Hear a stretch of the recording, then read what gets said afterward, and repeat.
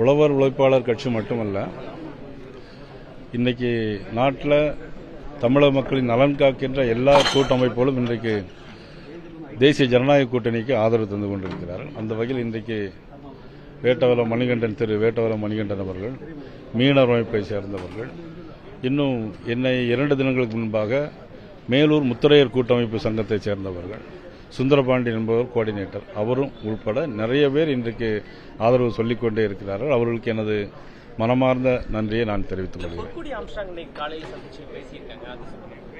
இல்லை, என்ன சந்திக்கல. அமித்ஷா வரது இல்ல இல்ல அதை சொல்றேன். இன்னைக்கு என்டிஏ கூட்டணிக்கு வர சம்மதம் தெரிவிச்ச ஒரு தகவல் வெளியிருக்கு. அதனுடைய நம்பகத்தன்மை 3 தொகுதிகள் ஒதுக்குவதாக ஒரு தகவல். எனக்கு இதுவரையிலும் எனக்கு அந்த தகவல் வரல.